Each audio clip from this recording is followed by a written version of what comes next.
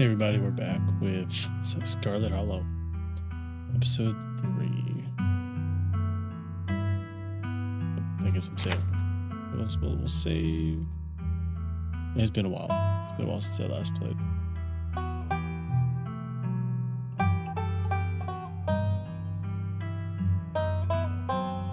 Actually, I would like to see a recap. I forgot what's happened so far. Okay, cool. So we're at the funeral. We met Tabitha. She's not fond of us. Alright, I forgot her name. Kanika. Right, weird stuff's in the foyers with tumors. Mountain Lion isn't finished. It's okay. Right, they got shot, got scared off. What was his name? Was that Duke? I mean, he went to Duke, I guess.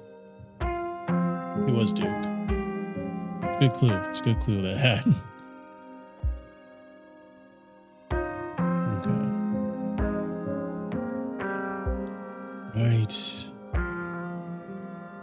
Things are weird. There's weird, mushy people. We have a pug. Well, no, we don't have a pug. Someone has a pug. Forgot her name too. Oh. We're good.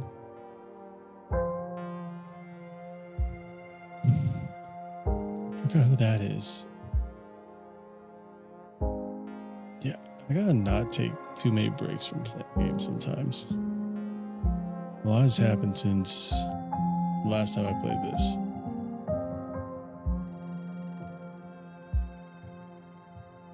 She wants us home from sunset by sunset because we were messing around the wood too much.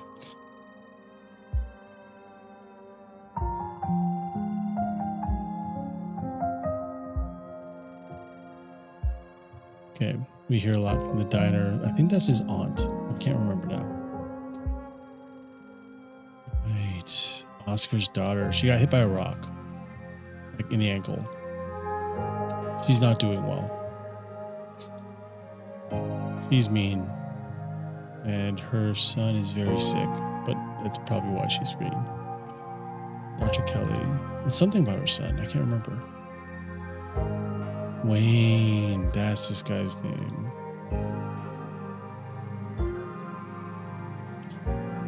Something's gonna happen in Scarlet Hollow. No one knows what. We're all carrying a bundle of snack pops. Okay. That's right. Rosalina went to the people that we don't. They're basically her friends, but they're not great friends. In a collapsing mind, older kids that she wanted to impress, older kids that were dumb and went further in and almost died. I forget, if we don't go after them, are they okay? Because we went after them, so Rosalina isn't doing well.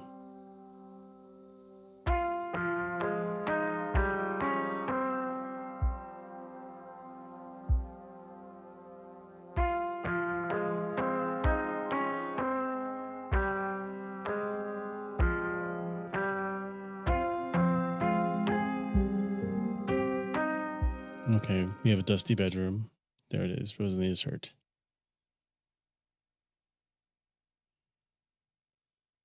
I gotta look at my old playthrough to see if she got hurt last time. Trapped by powers beyond her control. Terrified of what her now uncertain future would hold. Okay. Sunshine filters in through the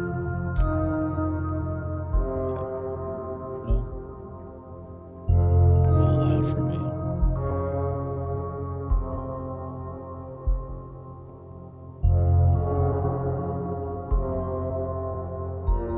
Is it too loud?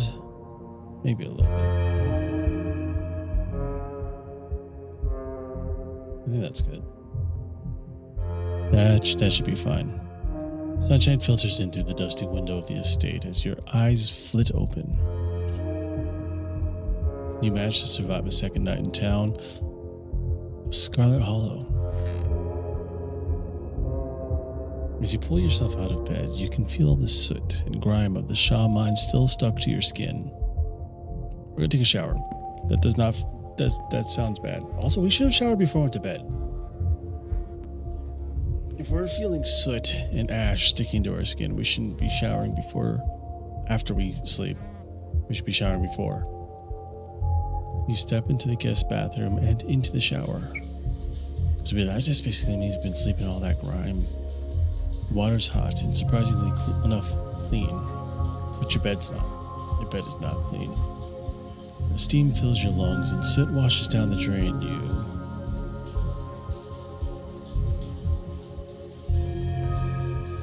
I'm gonna think about Rosalina's shattered leg and the image of a foot barely still attached to her body.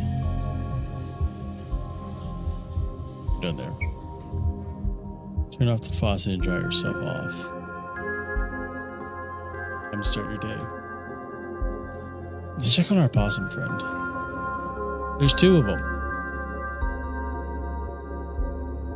No, we're not petting them. We're just gonna close the drawer. We're not petting wild possums. Because that's how you get rabies. Or possibly. That's how you possibly get rabies. You've had enough of the growing family of possums that live in your dresser. At least for the time being. Look out the window. Maybe Wayne's hanging out there again. You hold your breath and approach the bedroom window. After finding the boot print and viscera in the garden yesterday, you can't help but anticipate something staring back at you. You breathe a sigh of relief. Nothing out there watching you. At least nothing you can see. You turn back in the guest room. Let's check the closet out. Same stuff. Nothing's moved. We think that moved, but it hasn't. Let's message Stella and Kanika. That's the other girl's name, Stella.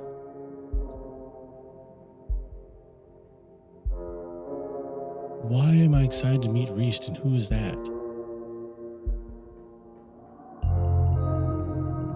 Last night was terrible. Text Stella. How are you holding up? Yeah, the night before was pretty traumatic. Let's text Kanika. We went to the group chat and texted them both individually. Send her a photo of an exhausted Ben Affleck. How long ago was that a meme? Was that a thing? Let's do a vibe check with our friends. Time to start our day. Open the kitchen to find your cousin in the midst of devouring a pint of banana chocolate chunk. She isn't alone. Frou-Frou glares at you from her usual spot on the counter as a red-headed woman busies herself, trying to tidy as best she can. You have to imagine that the fresh face in the kitchen is Janie. Tabitha did mention that she comes in on Wednesday to clean. Our book smarts have given us this insight in remembering that that's Janie. Tabitha's gaze swivels from the woman to you, her glare intensifying. Hi, you must be Janie. Tabitha mentioned you'd be coming in today. That's right, I'm here just to do a little bit of cleaning. What cleaning Miss Tabitha will let me do, at least. I could have this place looking brand new, you know. Don't go making any big renovations or moving anything around. I like knowing where my stuff is. Tabitha's kind of difficult. Also, I get that. I get wanting to know where your stuff is. In that case, Tabitha, you should go clean. Okie dokie. It's so nice to finally meet you, Mark. I mean, I guess I did meet you on Monday when you popped into the diner. Janie. And seeing someone somewhere and meeting them face to face are two completely different things, I suppose. Thanks. All I'm trying to say is that it's wonderful to finally actually meet you, and I'm so happy part of the family is here to keep Miss Tabitha company, what with everything that's Janie. Oh, I'm sorry, Miss Tabitha. Am I being too much again? Tabitha grumbles in acknowledgement. I've not offered Janie boiled peanuts yet. Thank you so much for the generous offer, sweet. But I'm afraid I'll have to pass. I had a really bad experience with boiled peanuts once in the summer of 17. Wait, let me think. 16. No, it was definitely 17. Anyway, my husband and Tulip and I were on this road trip to Blowing Rock, and why do you still have those things? Any updates on Rosalina? Here. Let's just get that out of the way. Yeah, they had to take her foot. You're lucky that wasn't you. What were you thinking going down there without me? Did they really have to take her foot up? Tabitha takes one last spoonful of ice cream, then discards the empty container, turning to you with her trademark scowl.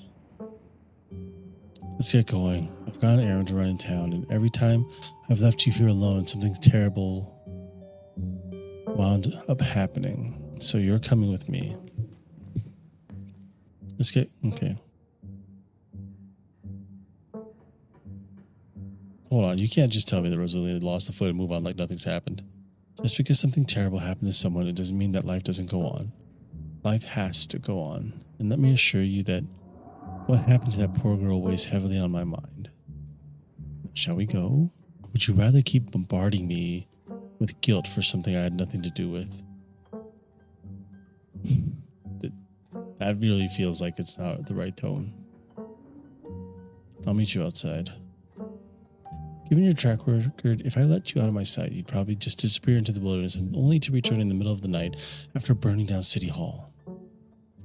Jenny, lock up when you leave, please, and don't go rearranging anything. I'll know. As you're ready to leave, Jenny approaches from the far side of the kitchen. Tabitha remains between the two of you, impatiently tapping her foot.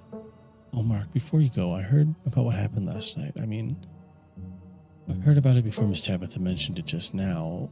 Then I heard it again. I just wanted to say that I'm sorry you got caught up in that. I'll be praying for Oscar and poor little Rosalina. They're such sweethearts. Couldn't have happened to nicer people.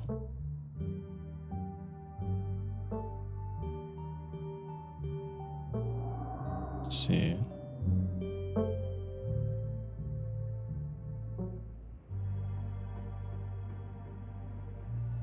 It's been nice to meet you, but I've got to bounce. Bye, Janie. Alrighty then. Be safe out there, you two. You and Tabitha walked through the doors of the estate and into her car. The ride to town is uneventful. Your cousin, unsurprisingly, more focused on the road than on making conversation.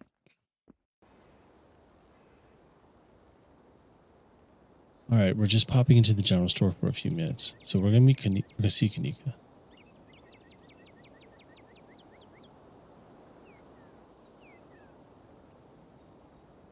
Exactly. You and Tabitha turn as the door to the general store bursts open. A flustered Kanika exits, shouting behind her. Fine. Okay, keep coddling him.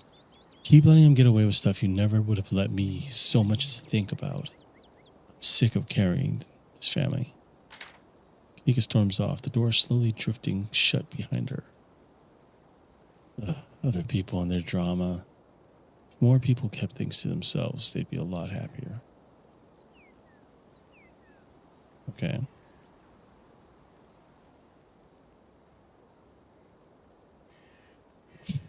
Actually, let's go with that. We'll go with the Hemingway one. It's very Hemingway of you. It worked out great for all his characters, too. And for him. Books are for children. I read expense reports now. Come on, alright, let's go. Exercising the mind is not a bad thing. The bells of the general store chime as you cross the threshold. The smell of old wood and steamy herbal tea flood your senses, making you feel instantly at home. Good morning, you two. Hope you're doing well after last night's activities. Morning is the new blend ready. Of course. Mark, if you'd like to keep Miles company, Tabitha and I will just be a minute.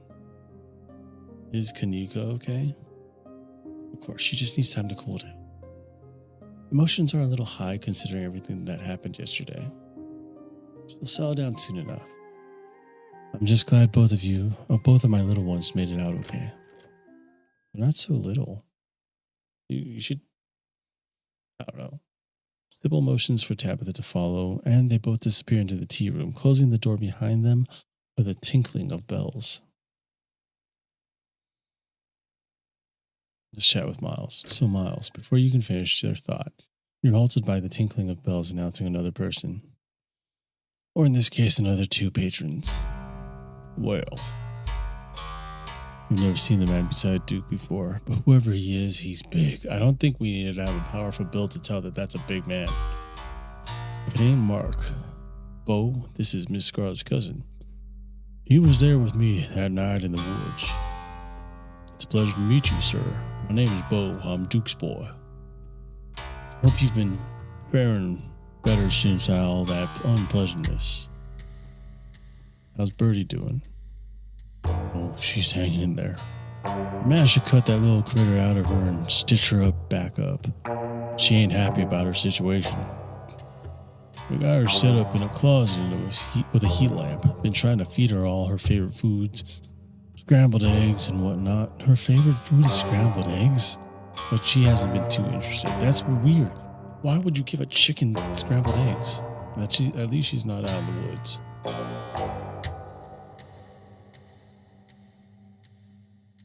Things have gone worse. I did hear whispers about what happened at the mines last night. So, sorry to hear about the poor little Rosalina. Scarlet Hollow ain't so safe this week, it would seem. How have you been, hanging in there? Well, can't complain. Now that we know what's been getting at the chickens, them things won't so much as step a foot on my property. Now with Bo and me watching the perimeter with our shotguns at the ready. We even set the missus up with her pistol. Good thing we was watching near the caught Julius trying to make off with Big Betty. As if he could have carried a nearly 2,000-pound pumpkin on his own. I'd almost loved to see him try. It's not like we'll be taking her to the state fair anyway. Now all she's good for is making the world's largest pumpkin pie. I don't think Mama has a tin big enough for a Big Betty-sized pie, Daddy. Who's Julius again? The name rings the bell. Julius Tremaine. He practically spits the name. Young cousin, however many times removed, though I don't claim his kin. He owns the farm next to ours, except he doesn't seem to have a good grasp on whose property is whose. Thinks he owns half our land, always sneaking around and taking vegetables we planted. Of course, the way he tells it, we're the ones stealing from him, of course. Saying he's the one putting seeds in the ground. He's a miserable old cuss, and he knows it too. Stealing vegetables born of other folks' hard labor is probably the only joy he has in life. Yeah, we did. We did read about his family in the library. Did you now? Weird bit of local history where someone decided to write down. It ain't even interesting.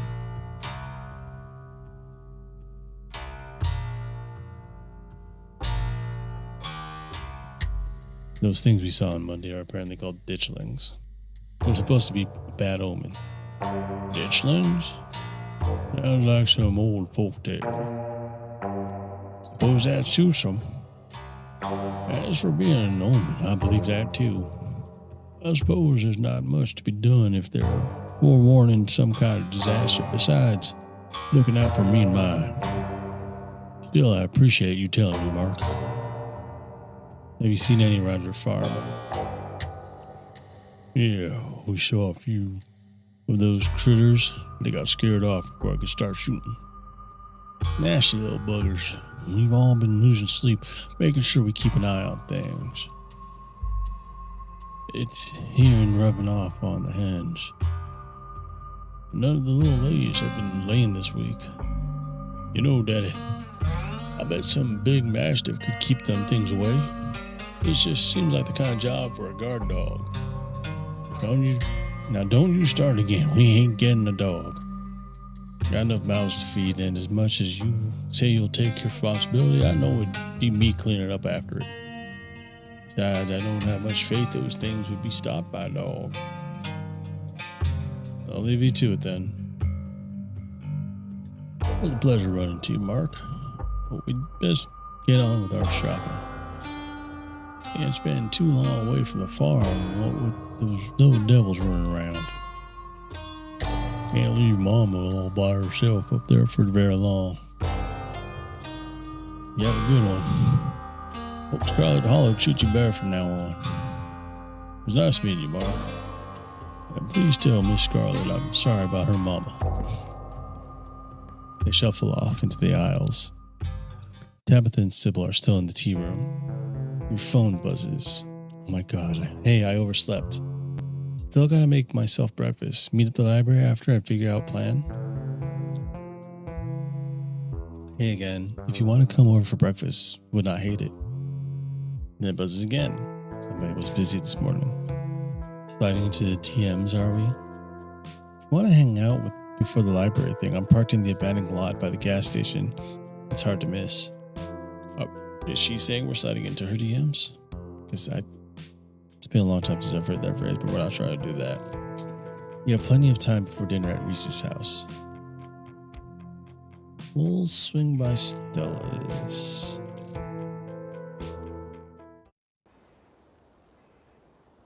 Doesn't take long to make your way to Stella's house.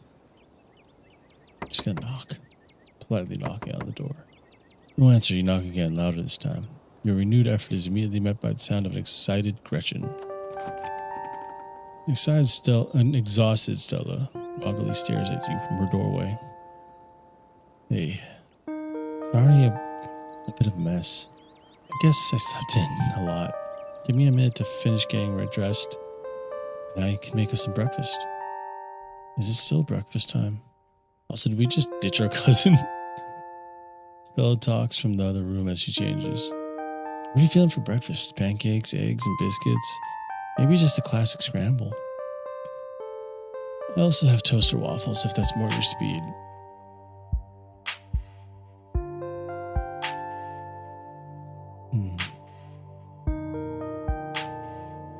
Let's do that. Offering biscuits after I've had one of Winnie's. Someone's got a secret family recipe, huh? Maybe. I never said they'd be as good as Winnie's, but I've certainly got a trick or two up my sleeve. All those options sound incredible. It's like you know the way to my heart.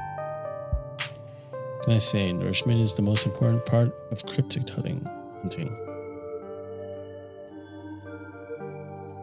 I'm curious about the biscuits. Usually I think I would have gone for pancakes. Maybe. Although, fair point. You can't have pancakes too often. Although I don't think we had it in this game. We can even make them together. Oh, she has a full Ghostbusters outfit on. Alright, let's get started. That's a cute jumpsuit. It's because we're going ghost hunting tonight. This used to be my lucky getup from back when I did ghost hunting videos. Though I guess you might call it unlucky since I've never actually seen a ghost. But hey, after the past couple of nights, maybe we could use a bit of bad luck. Or the kind of bad luck where we don't find anything, of course. Don't want to jinx us. Should we start on the food? Yeah, let's do it. Biscuits from scratch seem to intimidate a lot of people. Once you get it down, they're super quick and easy. How about you mix the butter into the dry ingredients while I get everything else ready? Let me hand you a bowl. You gotta get in there with your hands. Just squish the butter into the flour until all the big chunks are gone.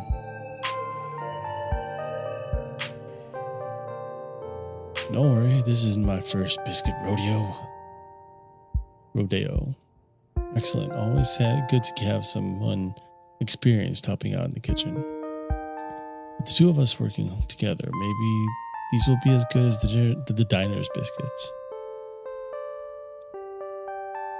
I've never quite been able to compete with that level of perfection on my own. We're gonna squish the mix. You get to work and start kneading the mix. I'll get started on the gravy while you're at it. Anyway, seems like you got an earlier start than I did today.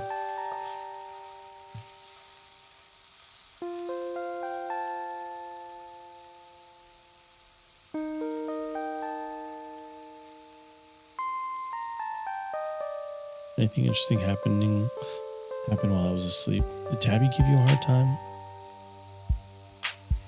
And have you heard anything from Oscar?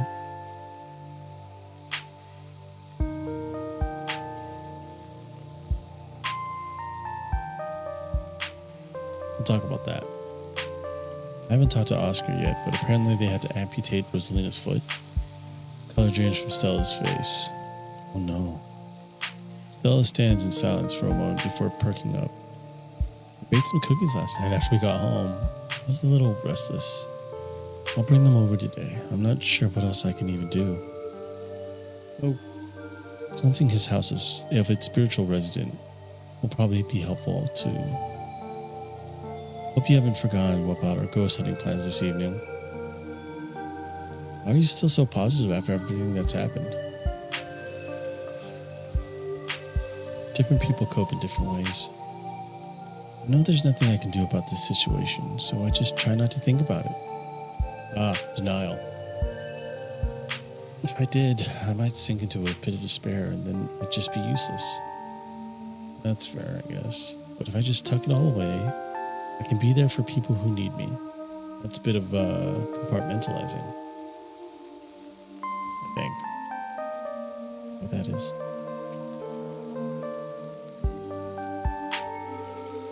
Reference Jane Eyre. I mean, keeping things away until you're ready to deal with them can help at times, especially in like emergencies, but you always have to deal with everything at some point. Otherwise, it just eats away at you. Don't keep the things you're scared of locked away in your attic, in the attic of your mind.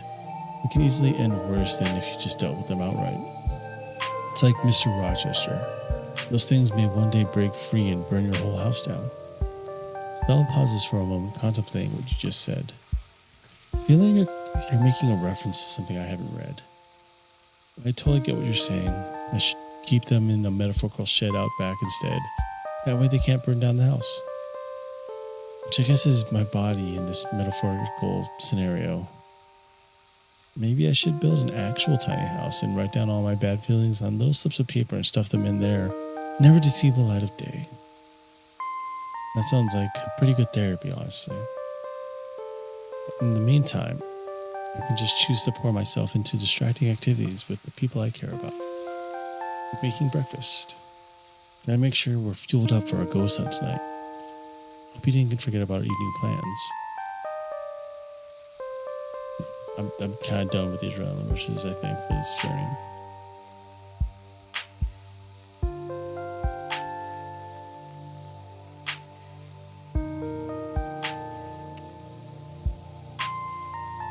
Let's say it can't be worse than the last 2 nights. Exactly. I don't see how even a legit haunting would be anywhere near as bad as everything that happened to us yesterday or the day before. Barring the whole Tommy Knocker situation, if those things were ghosts, I've never actually seen one. Odds are nothing serious happens and we get a night of well-deserved rest and gentle spooks. Hopefully just a creaking floorboard and accusing each other of making sounds we didn't make.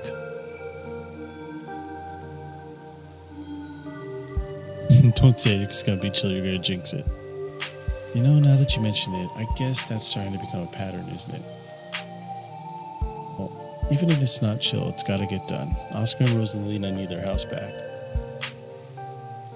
How's the squishing coming along? I think I'm done. How's this look? Stella reaches over and takes the bowl from you. Looks perfect. Now I just have to add the wet stuff and we're in business. If you want to go ahead and wash your hands, I can take care of the rolling and folding. You wash your hands as Stella adds her milk concoction to the flour mixture, stirring a few times before turning to the counter for the final steps. Our little babies are ready to go in the oven. And if you don't mind, I'm going to make an egg for myself while we wait. Actually, can I have an egg too? Of course, the more the merrier. Hope you like over easy. Stella cracks an egg into a fresh pan and gets back to work on the stove. Thanks for coming over, by the way. Sometimes this place feels empty, you know?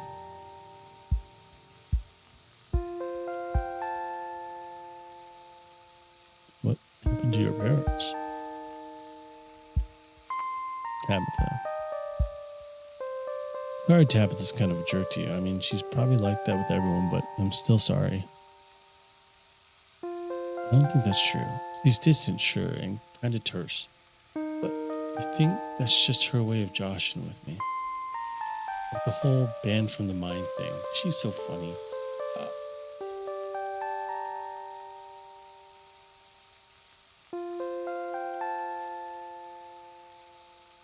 I know you think it's funny, but I'm not sure.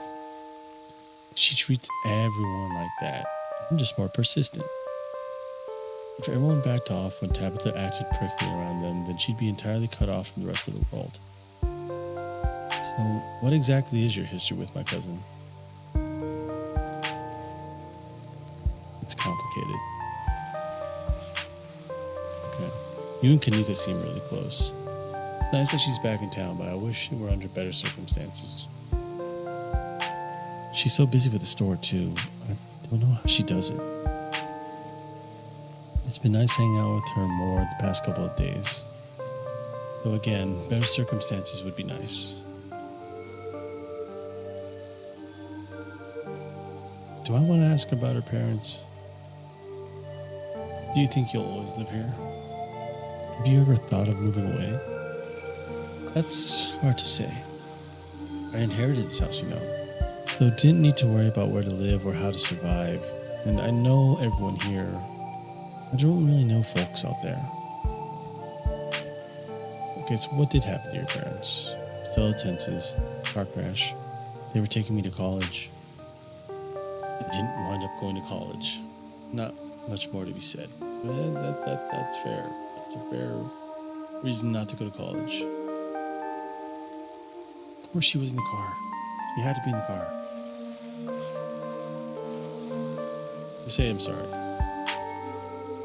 Make the assumptions. See what else she tells you later. It's okay, it happened. Nothing I can do about that. Yeah, talk about something else though.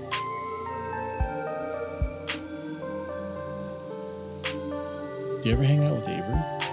Oh, that's a good question. I guess I just don't know them very well. I grew up with Reese and Kanika and Tabby. Even you don't seem like a stranger, or with who you're related to.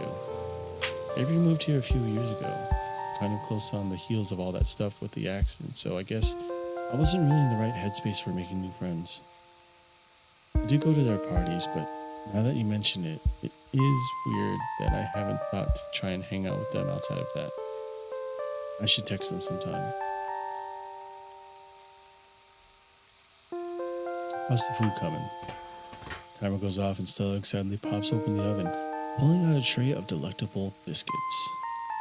Funny you should ask. Looks like we're done here. And with that, breakfast is served. Oh, that's a fresh biscuit, all right.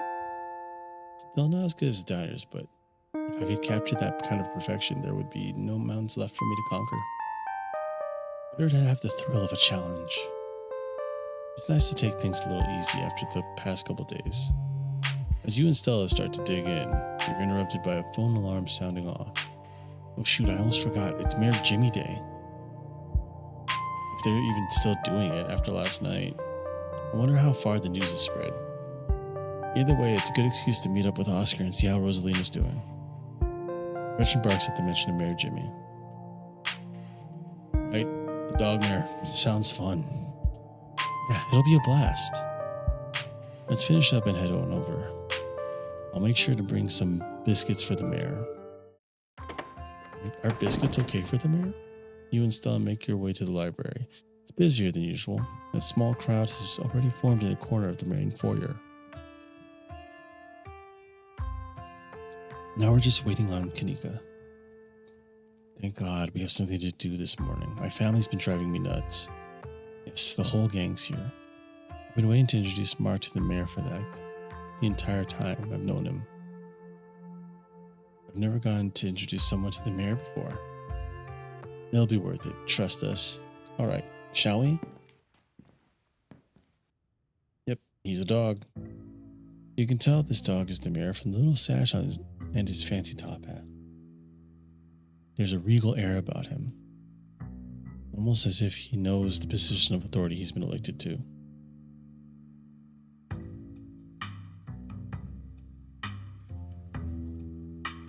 You haven't met the serious man by his side, but you have to assume he's the mayor's handler. The mayor's little nose starts twitching as you approach. His doggy eyes shine with a curious intensity. He knows you have something. Yeah, just offer him boiled peanuts. You hold out your now slightly rancid bag of boiled peanuts. The mayor's nose twitches eagerly at their strong odor, and then he's on them in a flash, ripping through the plastic and devouring the soft-shelled legumes. Drop it, sir. Drop it. Security detail tries to tear him away, but it's too late. The peanuts are already eaten. Hey, you finally got rid of those things. Thank God. You better hope those nuts settle well. If the mayor gets any tummy trouble after eating your disgusting pocket peanuts, there'll be hell to pay. He holds out his paws as if to shake your hand. Shake his paw. It's lovely to meet you, Mr. Mayor. You reach forward to take the mayor's little paw in your hand, but his burly security detail stops you. No paw shaking, only head pats and ear scratches allowed. Isn't he just the cutest? It's the best part of living in Scarlet Hollow, besides the nature. And all my friends and Winnie's Biscuits, and the close-knit small town community, of course. Having a dog mayor is a close fifth, no contest. Gretchen squirms in Stella's arms, straining to get to Mayor Jimmy. Hey, whoa, Gretchen. Calm down, old girl. You're gonna pull a muscle. Miss Richmond, I'm going to have to ask you and your dog to step away from the mayor. I should have known better. These two have never been able to get along. Stella walks off, struggling to hold Gretchen back. Kanika is quick to follow. We'll follow them. It looks like everyone else is already talking to Oscar in the next room. Before you can catch up to your companions, you're intercepted by a nervous man with a cross around his neck. Sounds like old Gretchen and the mayor may have some unresolved issues, wouldn't you say? I'm Pastor Daniel. I take it you're Mark. Everyone's been buzzing about you. I'm so sorry about your aunt, but I'm sure she's in a better place now.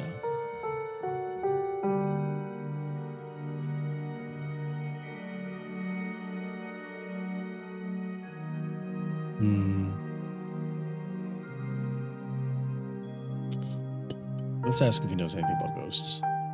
Ghosts, I've never encountered one myself, but I have heard stories of folks who have been visited by their loved ones from beyond the grave, and it seems like it provides them with a sort of spiritual healing. Like their beloved relatives are watching over them, even in death. Is this about Pearl Ann, or perhaps your mother? Have you been visited by her?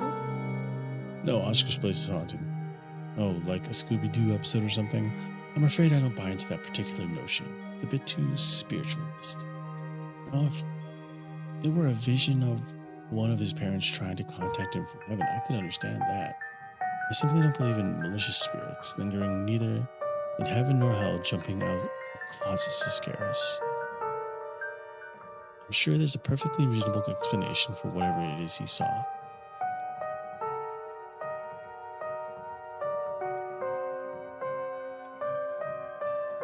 There's been a lot of supernatural stuff happening here the past few days.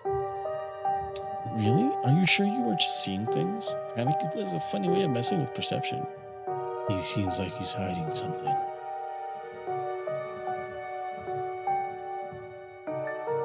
Let's see. Well, everyone, there's multiple options to say that Pearl Ann was not a good person. Well, I'm sure that she wasn't that bad. Most people are good deep down inside. It's best not to speak ill of the dead. I should go. It was nice meeting you, though. Of course, and if you find yourself in need of counseling or spiritual guidance, you know where to find me. Thanks for the offer, but I'm fine. Even after everything that happened last night? Not to doubt your resolve, but I know I would need to do some serious praying to work through the emotions from something like that. I had to pray over it anyway, and I wasn't even there to witness it.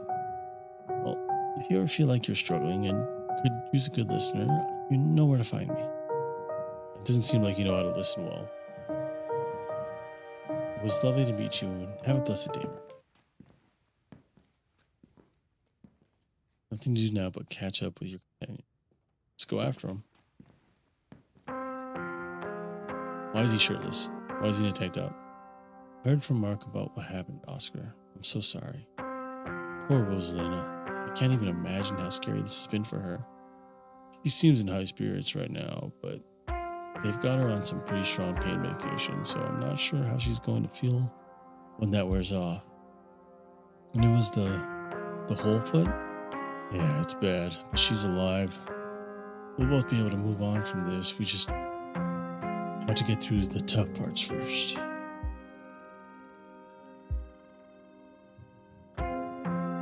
We're here for you, man. Thank you. All of you. Everything feels like it happened so fast. I know our lives have changed, but it's taking my mind a little bit to catch up. I feel like such a mess. I hope it isn't keeping me from being the dad she needs right now. Try to cut our conversation short, but I better get going and put a t-shirt on. And, my normal clothing.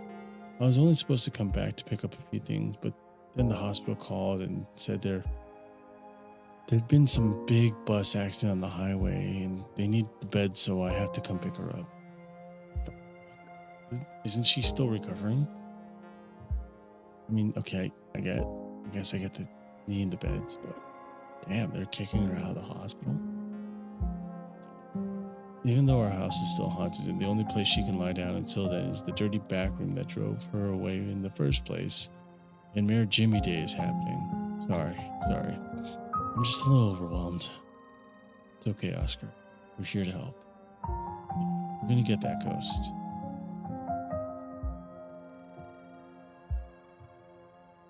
We could always go ahead and do a ghost bust or whatever we're calling it while you're out. She'd be able to go right back to her old room as soon as she gets back. That's probably a good idea, right? If only. It doesn't come out during the day. So any busting attempts are going to have to wait until nightfall. I'm still not even sure we can get rid of it all. I think I'd have to see for myself that it was gone. They managed to trick me a couple times and I can't handle any more surprises right now. Every ghost hunting device known to man. You're in good hands, Oscar. Don't worry, Oscar, we'll fix this. Yeah, we will. Yeah, whatever this is, we'll get to the bottom of it tonight. Thanks, guys. I really appreciate it. I'm heading out. It should be dark by the time we get back, so I suppose I'll see y'all then. Oscar hurries off, car keys jingling as he jogs out the door. Let's head up to Reese's. Maybe we can get him to come ghost hunting with us. Oh no, you're not going to try to get Dr. Kelly to let him leave the house, are you? He'll kick us out for even asking. I wonder if he even knows what happened last night. I don't know how disconnected he is from the news around town. Jeez, should we tell him? Gosh, I don't know. Maybe we should just play it by ear. Anyway, shall we? Time to go. Into Reese's. 3 of you leave the library for an early dinner at Reese's. You once again find yourself in front of the Kelly residence. A cold hesitation grips you as the building's history looms over you from the hilltop. A refurbished Civil War hospital and tuberculosis clinic would be a strange and difficult place to live in during the best of times. And you can only imagine the challenge of living there with a severe chronic illness.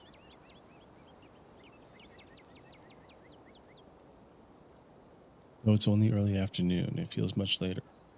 The sun rays sinking behind the tall mountains that surround Scarlet Hollow. We're a little early. What if Dr. Kelly yells at us? There's no such thing as early when you're hanging out with friends. It's just extra time to get to spend together. That's actually kind of true. Unless your friend is busy, then there's such a thing as being early. Okay, but what if she yells at us? It's too late. The door swings open. Hey, Reese! Oh my god, dude, it's been ages. You must be Mark, right? I've heard a lot about you. Stella's been relentless about making sure I got all the Mark updates.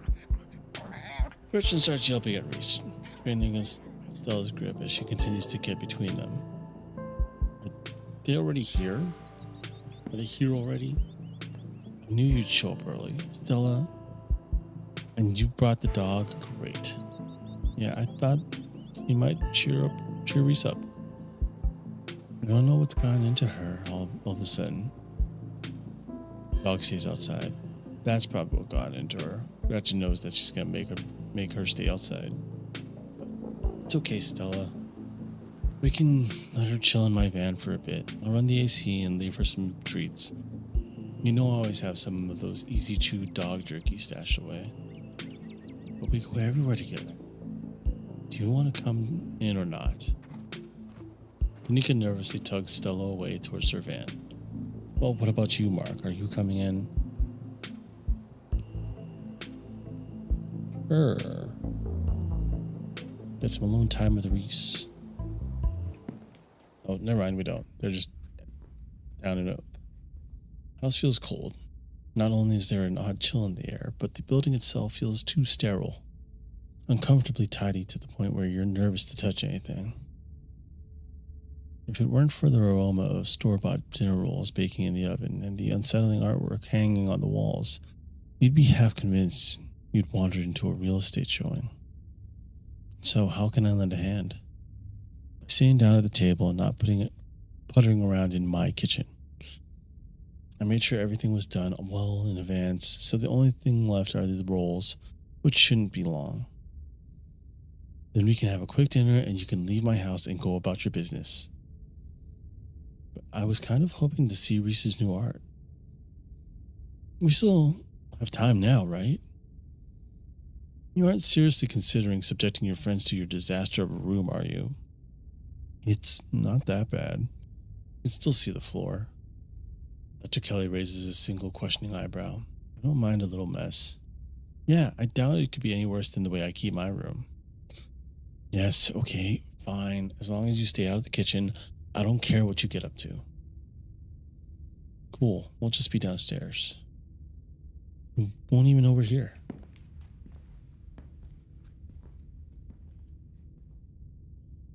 You make your way towards the basement stairs. The basement is what you might expect out of a tortured artist who spends all his time confined to his studio. Discarded canvases line its edges, while trash and sketches leak out from their piles in the corners of the room, hiding the bare cement floor. Ghoulish faces coat the walls in paint, sneering out at their creator. Your mom is so scary. You can be a little intense, kind of overprotective, which I guess makes sense. Anyway, make yourselves comfortable. You'll have to forgive the mess. I've been distracted lately. I haven't been cleaning much.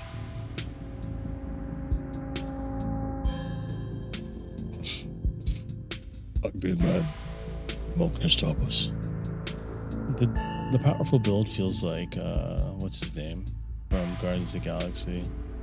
Drax. I feel like Drax the Destroyer with those lines. Nothing can go over my head. I'm too fast.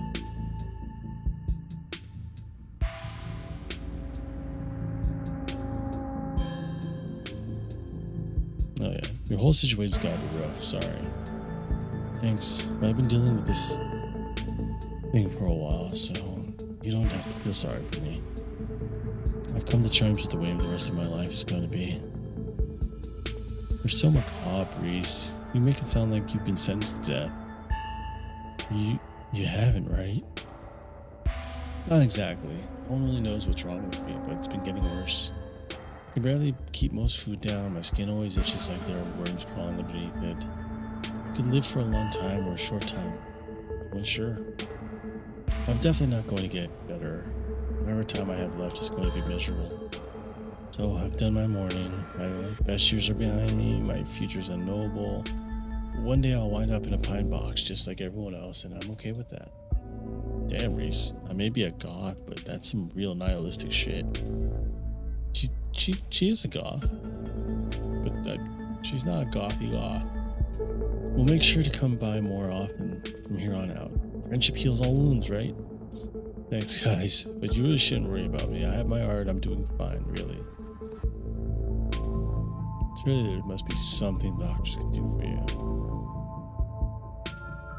Walked upstairs to consult with law specialists. I've tried a lot of medications. For some, I've been able to alleviate symptoms, but they always come with their own fun side effects. It wound up being a question of picking which set of discomforts I want to deal with. I settled on constant nausea and vomiting and a persistent itch I can't scratch. It's manageable. As long as I can still paint, I don't care. And hey, it isn't all bad. Some of it is just weird, like this. Reese pulls on the skin of his arm and stretches unnaturally. Hyperelasticity, kinda cool, right? Whoa. Did that not hurt? Nope, feels fine.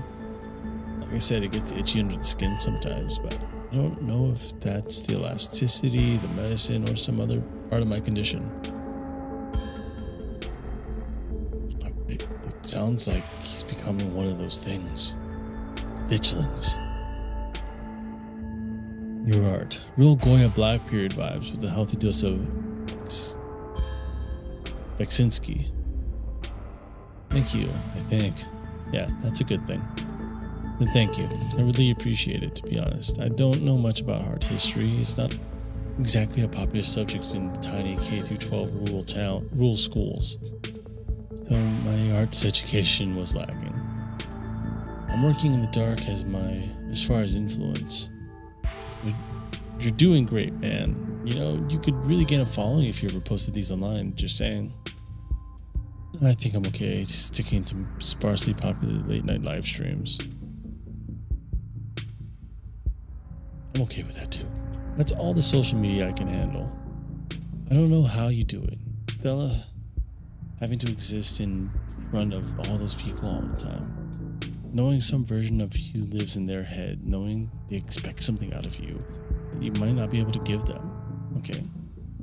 If the only time you ever put your art on display is a live stream during cool hours, when am I going to be able to see what you've been working on? Tell you what, when I die, I'll leave you my paintings. Then you can see them all. And maybe they'll be worth millions since I'm dead. I'd be able to rest easy knowing someone had retroactively given my life value. So Stella told you everything that's been happening the past few days? Every detail. I wish I could see some of it myself, but, you know, your gestures and futility toward the walls of the basement. Are you sure you can't just sneak out one of these nights? Doc isn't keeping me prisoner here. Stella, I'm sick. You know that. I'm sorry, man. I didn't mean to. There's nothing to apologize for, and I appreciate the effort, really, I do. There's just nothing you can really rescue me from. That die's already been cast. But we were talking about the past couple of days, weren't we? You think the town is doomed? I think everything is probably doomed at some point. I guess that's answering a different question. Do I think the town of Scarlet Hollow is on the brink of collapse? Probably not. It's not like I have a lot of perspective on what it's like out there. There could be rioting on Main Street, and you're still in the talk, didn't tell me, I just wouldn't know. I would totally tell you if there was a riot. Would Dr. Kelly tell you, though? I mean, yeah, I'd hope so. But the point I'm trying to make is that other people are my eyes out there. What do you think's going on with Wayne?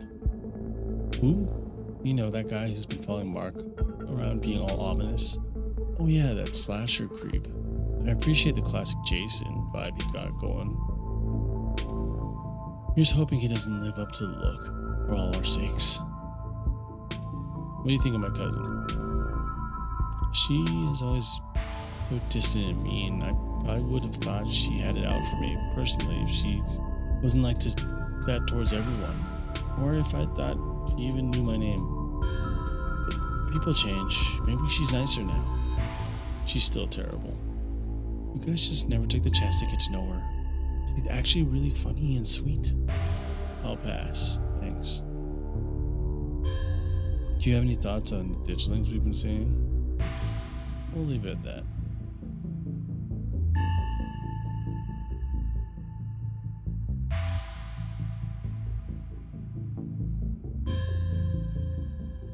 So you three go way back, huh? Almost to the womb. The school here is a tiny K-12, not exactly a one-room schoolhouse, but not far from it. We're lucky we all got along as much as we did. Some kids weren't able to make any friends their own age. They just happened to be born around the same time as some real jerks, and we're stuck with them through their whole school career. Poor kids. Not that we were free from dealing with jerks, like a certain Scarlet I could name. Okay, she was a little rough around the edges, but she was pretty friendly when you got past that. Maybe you. The way she used to look at me, you'd think I rolled in something foul every morning before school. She really does sound like a bitch. Same here, but to be fair, the feeling was more mutual between us. She deserved it, though. What did she do? That's quite a movie collection you've got. Any Rex? Let me think. Well, have you heard of Shinochi? Death Blood? I saw that for the first time recently and it blew me away. Excellent example of both Japanese horror and found footage done right. We could even put it on after dinner if you guys are interested. Damn, I'd usually be down for that, but we've got to head over to Oscar's after this. We promised we'd ghost his place. He's apparently been dealing with a bad haunting. And I feel like we should really be there for him tonight, considering everything that's happened. He and Rosalina both need our support right now. I'll take a rain check on that movie, though. Yeah, we'll definitely come by for a movie night this week. I'm free tomorrow night. Same for goes for Mark. I should probably work tomorrow, but I can close up early.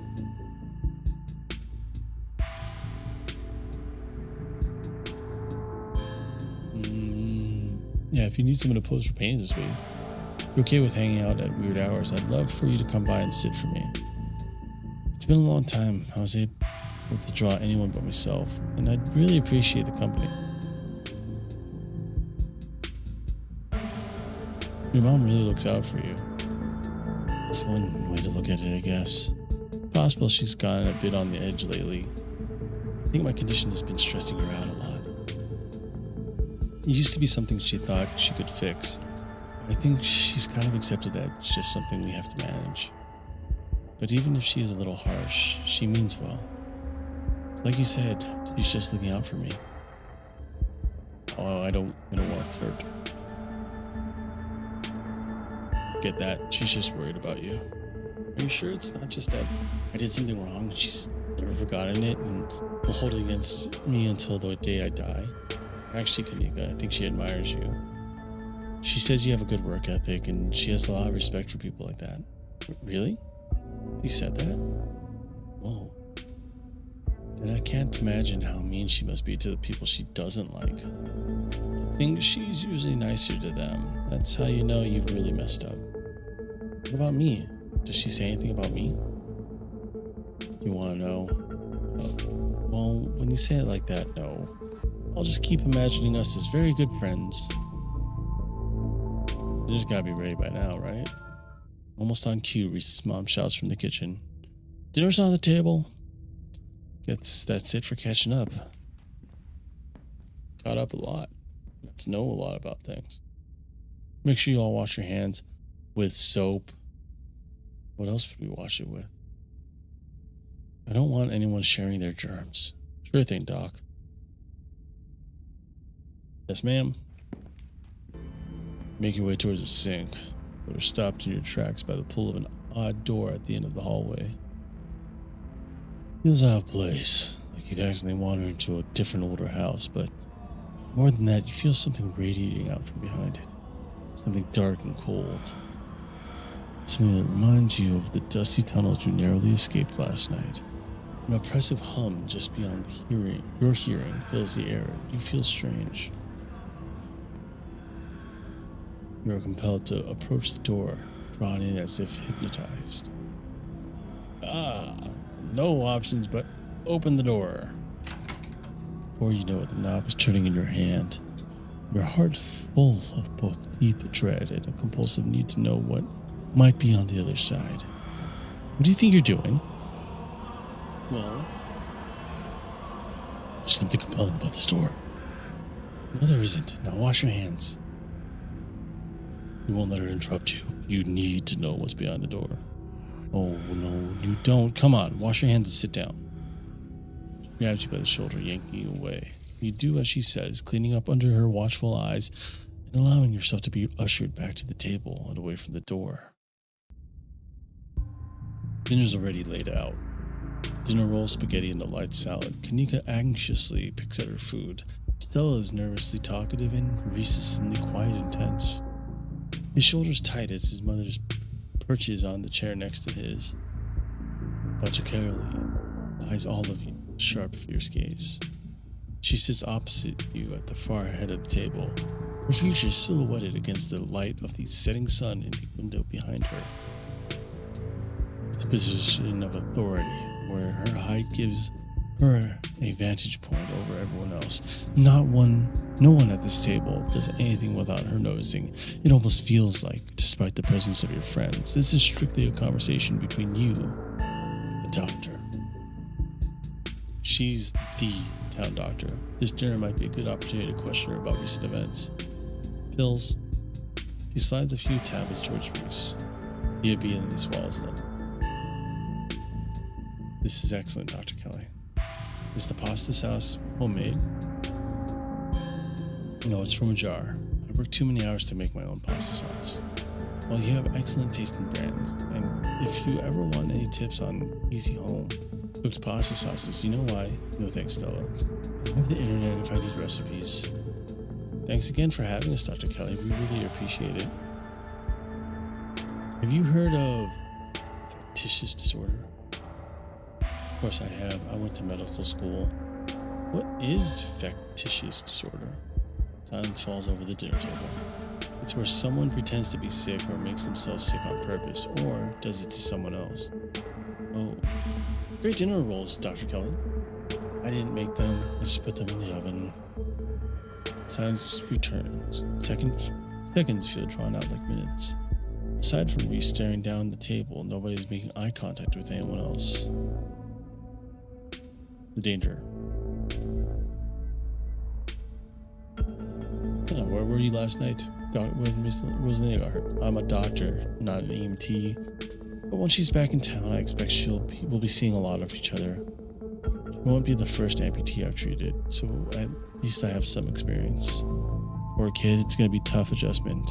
I just hope I can be helpful to her. Poor Rosalina. I think she'll be fine. Oscar said she seemed in high spirits. Pain meds will do that. The more you talk, the less you feel like you're having a conversation, the more you feel like you're treading on eggshells. You see any weird headless creatures scurrying around the woods at night? I don't tend to go wandering in the woods after dark, so no. You don't have to go all the way to the woods. They've been coming into our windows at night. They've been what? There are these things called ditchlings, and they've been preying on local wildlife, and Mark and I... Oh, I see. There's some of your little cryptozoological creatures. I know it sounds pretty out there. But I've seen these things in person. We're not messing around. They're out there, laying eggs at animals and doing God knows what else. And here I thought you finally managed to get an even head on your shoulders, Keeg. Seems like Stella might be a bad influence on you. I know her little stories can be convincing, but that's only because she managed to so thoroughly convince herself. She's not making up stories, neither is Kanika, and neither am I. All you have to do is look outside after dark. There have been more every night. You're all pale and doughy. and their faces are like sculptures of humans that didn't set right. I see. You stay up too late painting your grisly faces, so you've started to see them everywhere. I'm sure whatever's outside is just raccoons, or you doubt so much. Just go take a look. Stop doubting everything I say. Stop trying to rewrite things I tell you to fit what you think should be true. There's weird shit going down in Scarlet Hollow, whether you want to face it or not. Tension at the dinner table reaches a breaking point. Alright, that's enough. Dr. Kelly is interrupted by Reese before she can finish her thought. So we were talking about maybe watching a movie sometime this week, while Mark is still in town. We'll have to see how you're feeling. I can handle a movie, Doc. Yeah, we'll just sit downstairs in the dark. Reese is used to that, and I'm sure he'll be okay. You're always overestimating. You're always overestimating how much you're able to do, Reese. This is how you keep getting sick. I get sick, so what? It's not like that's ever going to change. I'm sick every day. I'm not getting better. I don't want to spend the last few years miserable years of my life holed up in the basement alone because seeing my friends has been deemed too strenuous. I'm an adult, for God's sake. I can't believe I have to ask permission from my mom just to have friends over. Reese stops mid-sentence, wincing in pain and wrapping himself in his arms. Don't say things like that. I'm doing everything I can to try and fix. Silence as Dr. Kelly's eyes shoot open. Reese? Reese abruptly pulls himself from the table and leaves. Damn it, I knew it. I knew this would be too much. She makes it too much. Like, she really does. Because she's just stressing him the fuck out. Everyone, get out of my house. Please just leave us alone. Stop trying to interfere with his life. All it does is hurt him more. I get she's trying to be protective. I do. At the same time, it feels like she's just doing more harm. Make his life worse. But we can't just leave him like this. Now is when he needs friends the most. No. Now is when he needs me the most. I am his doctor and his mother. I know you care about him. I know that. And he knows it too, but all any of you would do is get in my way. Just leave, please.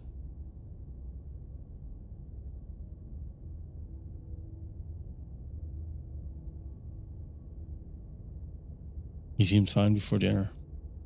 Always comes in waves. I can assure you that's right now he's very much not fine. Now leave. Never rush out the door. We're back, Reese. Hope you feel better soon. Dr. Kelly shuts the door in your faces. The click on a lock signals the end of your dinner at Reese's. Fictitious disorder. Do you really think Reese's mom is making him sick? What was the actual name of that? I used to know the name of that.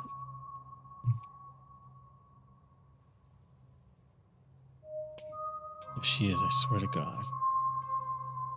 Oh, what's that? I'll look that up.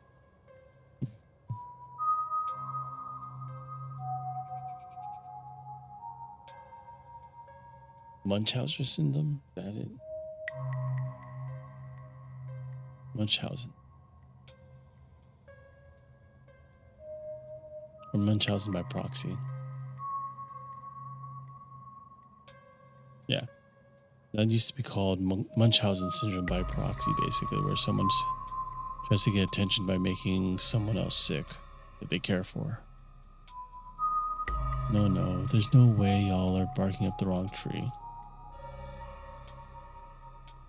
It seems far-fetched, and it's definitely rare, but I don't think we can rule it out. Something weird happened when I went to wash my hands. It was like I was forced to try and break into the clinic. Forced how? It was like something was making me go there. I wonder, was it like that craving in the pit last night? Or that carving in the pit last night? Before you had that seizure, it was kind of like you were hypnotized. I didn't really have a good angle from the top of the ladder, but I guess I'll take your word for it on it. Hypnotism seems like a step up from what we've been dealing with, though. I mean, I don't know. A lot happened last night, but the whole thing was very trance-like. I guess it was kind of similar. What if there's another carving in there? That'd be so weird. And it would probably be dangerous. The last time you saw one of those things, you had a seizure and almost died. It's not like Dr. Kelly's going to let us visit again anytime soon. I don't think we have to worry about steering clear of her private offices. There's something seriously wrong with that dynamic. That's probably an understatement of the week. The whole thing is fishy. I'm starting to feel my fear of Dr. Kelly's a little more justified than I thought. She's just overprotective. I'm sure that's all that's going on. She has every right to be. I mean, the poor guy took 2 bites of food and got sick immediately. I can't imagine that's been like for both of them to go through.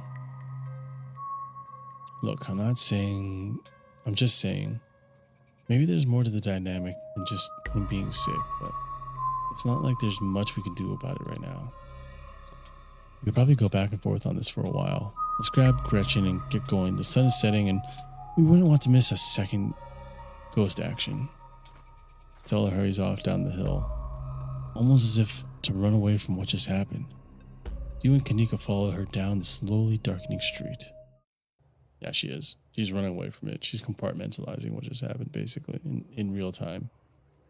Lit by the orange hues of the setting sun, the library feels different. What was once a quaint building in a small town now stands as an imposing structure, its walls holding something that stares back at you with menace. Maybe Kanika is right.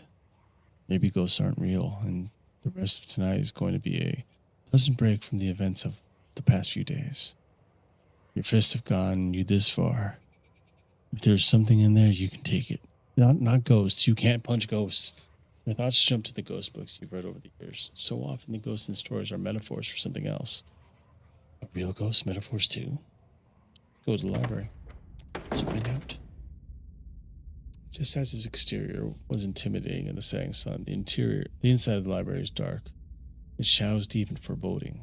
The meet and greet with the mayor ended quite some time ago, and the throngs of visitors took whatever joy was in this place with them as they left. Hey, Oscar, are you back yet? Can't yell in a library. It's against the rules. It's after hours. Rules only apply before 5 p.m. Now it's our domain. Hey, we're just in time. Rosalind is situated in the back room. Alexis is going to keep her company while we hopefully get this all sorted out. I'd love for her to be able to sleep in her own bed tonight. How's she doing? She's not quite as chipper as she was when she was on the stronger meds, but she's still doing surprisingly well. Alexis has been by her side nonstop. She's been a really good friend. Rosalina and I are both lucky to have her right now. I'm glad she's back home at least, and we'll be able to get her back into her real home in no time. I'm fully loaded. I got my EMF reader, temperature gauge, spirit box, infrared camera, UV light, video cameras, salt, flashlights for everybody in case the ghost messes with the electricity, parabolic microphone, Sharpies, and paper for automatic writing, matches, and candles for rituals. I feel like I'm playing Phasmophobia. Oh, and a Ouija board. That would definitely feel like we're playing Phasmophobia. I know they're toys, but you never know what might come in handy. Wow, this is a lot of ghost hunting stuff for something that's so last minute. Do you just have this stuff ready to go in a bug out bag or something? Of course I do. I actually stashed a couple of bags here overnight after I got back from the mines. Excuse me? I wasn't about to carry everything around all day. This way we can go in light and pop out to grab more stuff once things start getting spooky. I may never found any compelling evidence of ghosts, but that's not for the lack of trying. And after last night, I'm more than ready to try again. This whole town's one big supernatural death trap. Hopefully not a death trap. It's not like anyone's died. Yo, don't rush off ghost hunting without Zane. No way was I gonna forget about your promise, Stella. Zane, glad you could make it. I was confronted with my own mortality for the first time yesterday, so I'm desperate for answers in the afterlife to ease my troubled mind. Now let's go mess with some ghosts. I want to know if the afterlife's real. Let's go fuck with ghosts. I hope my house is big enough for the 5 ghost hunters at once. If this is everyone, we can go ahead and get started. It's through the back. Follow me. Looks like the sun has almost set. This is when stuff usually starts to kick off. I haven't been back inside for about a week, so I have no idea what to expect. Hey. You're not doing this without me. If there's a ghost, I want to see it with my own eyes. Sorry, Mr. Gutierrez. I tried to stop her, but she was really convincing. Oh, hi Zane, what's up? Yo. Rosalina, you're not supposed to be out of bed. Let's let Oscar handle this. I've done enough resting. It's not like hobbling around in the library is any different than hobbling around our house. I miss being there. I miss feeling home. You shouldn't be hobbling around at all. Just take it easy until you're more healed. I've got to learn to walk around eventually. Might as well start while I'm on pain meds and our house is 1 story. It's not like I'm climbing Everest. Oscar sighs. The answer is no, Rosa. You need to rest. As if I can't get any rest in that crappy little back room. I want our house back. I'm coming with you. Crappy? Since when do you use language like that? And we have this taken care of. Nearly half the town is here to help. What are you gonna do, old man? You can't stop me. I'm injured. So remember? I'm not that old. Better turn around or I'll ground you. Dad, I'm pretty sure I'm as grounded as I can get. And I'm fine. It doesn't even hurt. I don't feel anything. That's because you're on painkillers. Rosa, it doesn't mean that. But Rosa ignores him, grimacing but confident as she hobbles forward on her crutches. Oscar says, and does nothing to stop her. Okay. She's coming. You all cross over the threshold to enter Oscar's living room. Family photos line the walls and stacks of books sit comfortably on wooden furniture. You can imagine long winter nights reading by the fireplace without a care in the world. Okay, looks pretty normal for now. I don't remember that picture being on the floor, but that could be non-supernatural. None of my equipment is picking up anything around this picture. But I'll set up a camera in case it falls again. Could be important evidence. You might want to save your camera for Rosalina's room. That's where I've seen the ghost manifest. Isn't the ghost like her mom or something? I wonder if the ghost will even show with this many people around. Wait, is it just me or does it suddenly feel colder? It sure does. I definitely feel that. Temperature gun says it's actually a couple degrees colder, but it's normal. Rooms and hallways are sometimes colder than other parts of the house. Whoa, a genuine cold spot. Snap a pic for posterity. Is that it? This isn't very scary. Wait, Rosalie, if the ghost manifests in your room, shouldn't you have seen it? I've only seen the stain. Dad made me switch rooms with him way before we moved out. I wasn't about to let my daughter sleep in a haunted bedroom. I spent most of my nights on the couch before we set up shop in the library. Even if there was something back there, I'm not scared of it. I'm mad at it. Y'all are so brave. I'd be terrified sleeping somewhere that might have ghosts. Nope. I don't know. I don't feel the presence apparently, because that's a lie.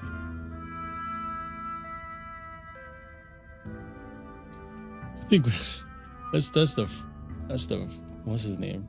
Last name of Freddy. That's a Freddy answer if I ever saw one.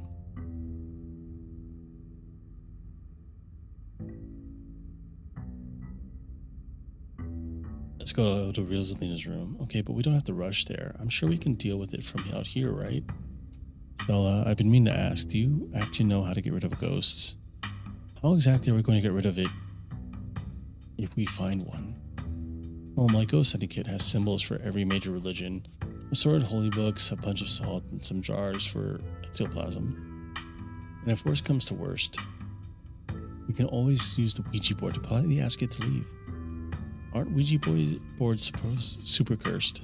Are you sure that wouldn't make it mad or invite a demon into the house or something? I think I'd rather not take that chance. One ghost is enough to deal with. I don't much like the thought of opening a door for something worse. Wow, you've never been this superstitious, Dad. The ghost really has you freaked out. Okay. Oscar takes a deep breath before continuing. Let's head to Rosalina's room. Follow me. I'm curious about that's a stain. That's a big red stain. Feeling again, like the mind's like the door to the clinic, a dusty, suffocating, dizzying feeling. Something is in the house.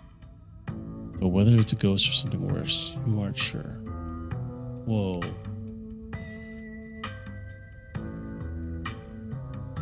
This is where I've seen it. It appears on top of the stain. Weird, I'm not getting anything. It's not even cold. It's the same temperature as the living room. Nothing on the EMF either. When your equipment is wrong, then your equipment is wrong. The stain is definitely paranormal. I've scrubbed it out too many times to count, and it just keeps coming back. It's just a stain, Dad. Can we just cover it back up? I don't mind sleeping in here. Let's get scientific about this. If you scrubbed the stain out a bunch, maybe that's part of a summoning ritual. If y'all are offering free carpet cleaning, be my guest. Have you tried tearing up the carpet? In a house owned by the government, nope, I'm not messing with their carpets. I'd rather scrub ghost blood out of it every day than have the government take me to court for destroying their property. Could be a good idea. Could be a sign of structural damage, and I'm sure the government would rather know about it now than wind up with a bigger problem down the line, right? Plus, there might be something written under there in blood. Only one way to be sure. Phil excitedly starts tugging at the corner of the carpet. Oh dear. You're doing the government a favor, really. Stella pulls back the carpet, revealing a hatch. The floor around it stained in reddish brown. What if there isn't a ghost after all? What if somebody lives down there? They've been living rent-free for way too long. Okay, maybe I don't want to sleep in here. We're going down there, right? Of course we are. This is even better than finding a message. But there's no basement in this house. At least we weren't told about a basement. And look at all the red stuff is coming from underneath. Oh yeah, this is super haunted. Alright. You've got a basement chock full of ghosts. I can just feel it. Y'all know last month was super rainy. It's clearly been a long time since anyone stepped foot in the basement or crawl space or whatever it is under the hatch. There must be a leak that flooded the whole area under the house.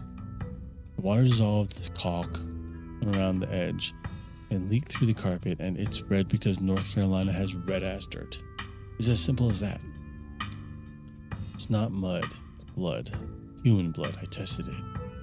Maybe you tested it wrong. It can't be blood, right? Whatever it is, I need to know what's down there. I need to know what's been under my bed all these years. Yeah, there's an old hatch in the floor that someone tried to seal up. We're not leaving until we've explored every nook and cranny. Have you considered they maybe tried sealing it up because it's unsafe? Uh-oh, do you think the floor could made the house unstable?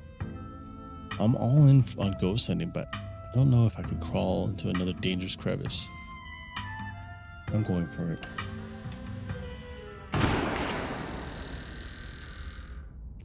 You come to an Oscar's living room. You can't tell what time it is, and your friends are nowhere in sight. The building feels colder, and there's something about the air that feels wrong. It's stale with an undercurrent of mold and earth. You feel claustrophobic as though you're in a coffin, each breath depleting what little oxygen is left. Let's look for your friends in Rosalina's room. Whatever just happened was weird, but your friends are probably still in Rosalina's room. You head further into the house. Something isn't right. It feels like a late summer afternoon. The air is warm and wet, and the scent of flowers drifts on the breeze. Movement stirs as a figure cloaked in shadows rises to attention. Who are you? What are you doing on my property? Holy shit, Stella, you scared me. Did you say Eddie? No one's called me that in a long time. It's Edwardine now. I'm not a child anymore.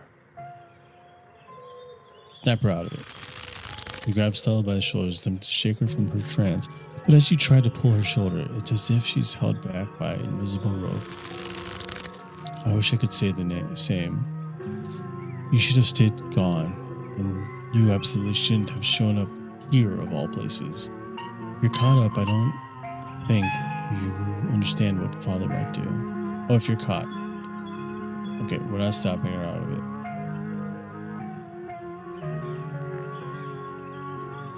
This was a mistake then. I shouldn't have come here.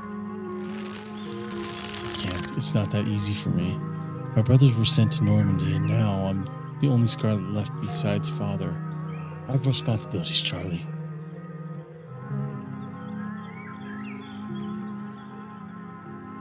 I know you still love me. We're gonna play along with it. You should get out of town while you still can. Whatever you came back for, it's not worth it.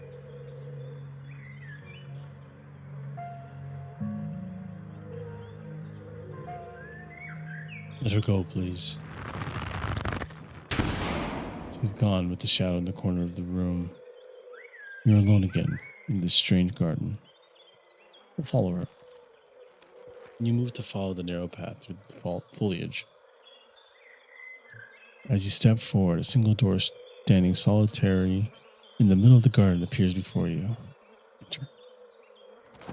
You walk up to the door and open it. Bells ring as cacophony rages outside. The door in front of you pulsates as figures unseen bang against it. The shaded figure from the garden sits in the corner, however, still slightly more defined. Junior, pack your things, quickly, hurry. Maybe we should run out on a rail too. Make an example of the whole family. I'll run him out on a rail too. Okay.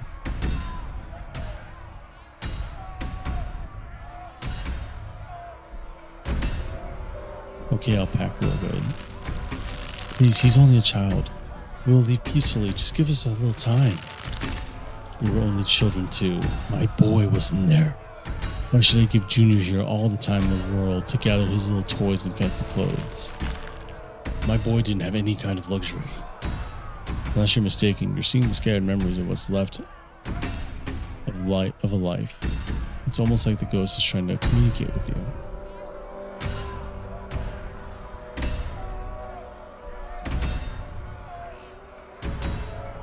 If we're going to be mean about it, maybe I won't pack. Don't listen to him, Charlie. Just keep packing. Looks like the others are on their way. Better hurry, boy, or you and your little dolls here might get burned up. And as for you, lady, what makes you think you're going to be keeping any of those valuables you're packing in that fine suitcase of yours? Your thoughts are pulled to the symbolism in the room. It's possible the spirit's trying to as much to communicate with images as it is with words. Yeah, that's pretty much what's been going on. I mean, that looks like a scythe. Blood. It looks weird. There was a goat's head back in the garden, and there's the lambs here. Maybe they're to mark the passage of time.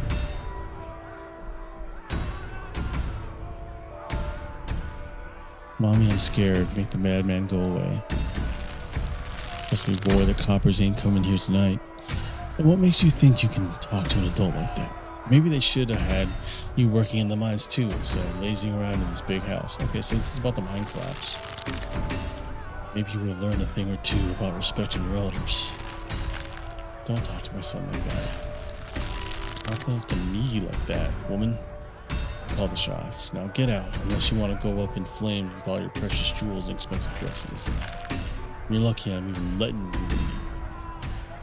Whatever you're seeing now isn't the full story. There's more to this than just the mine collapse.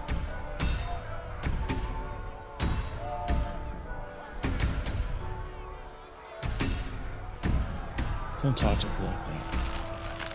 It's okay, Charlie. You can make new ones. Even better than these. Huh? Good for him. You're gonna be playing with dolls anyway. Now you're gonna have to earn your keep just like the rest of us, boy. No more big inheritance for you.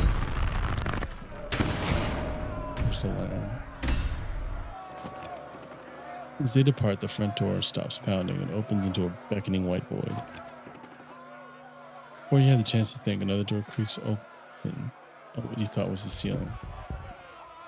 There you are. This is quite the maze, isn't it? And absolutely crawling with these miserable little parasites.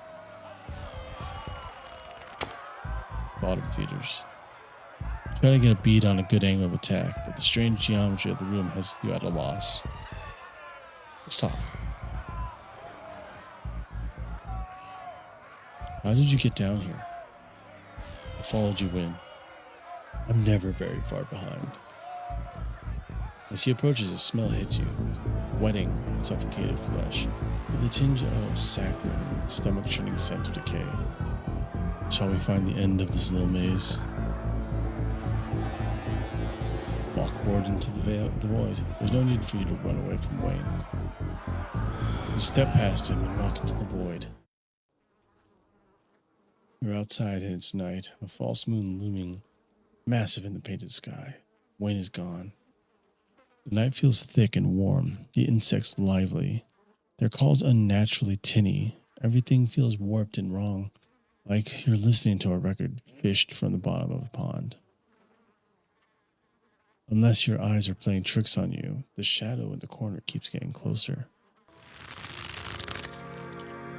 You poor dear. I keep track of you, scuttling around town like a tomcat.